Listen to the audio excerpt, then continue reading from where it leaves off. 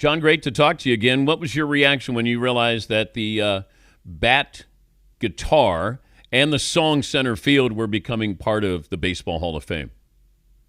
Oh, that was right around maybe a couple months before it actually happened. It was right around the time that it occurred. I didn't get a lot of time to think about all the implications, you know.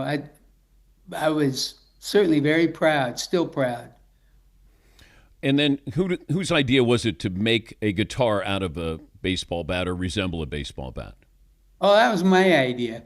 Um, I'd written center field, you know, more or less deciding that that's kind of where my mind had been over the all the years of my life, you know, and it just felt comfortable about, you know, Centerfield as an album was kind of a comeback for me, you might say, career-wise, and the place to me that was sort of ground zero was center field. It seemed like, especially on a lot of teams, the alpha male on the team seemed to be the center fielder. You know, like Willie Mays with the Giants, or back in the day, Babe Ruth before they moved him to right field, I think.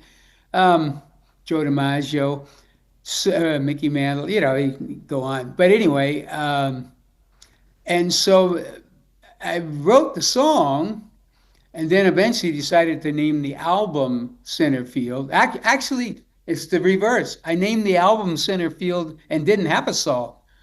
And then I came up with that guitar lick, you know, and realized that I started I started just saying the things I said in life. I'd watch the Saturday game of the week, baseball. You know, there was one game on TV on Saturday, and Yeah. I'd sit down and watch that, and I'd be yelling at the screen, you know, like we do when something good happened or bad. And sometimes there'd be a phenom, you know, and something going not going well with the team you're rooting for, and I'd be yelling, "Put me in, coach! Put me!" You know, it's just how you enjoy and interact with the game. Um, and all of that stuff started coming out when I was playing that guitar lick. And I realized I had a song that could be center field. So that came first. The album came out in '85 and it was a big success and all that. And I decided, well, you know, I'm going to be touring pretty soon.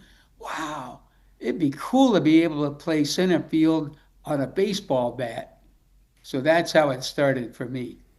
Now, clear up something because I think I asked you about this a while ago that you say brown eyed, handsome man. And I thought you were talking about Joe DiMaggio because he played center field. And you said it's not about Joe DiMaggio, it's about Jackie Robinson. Absolutely.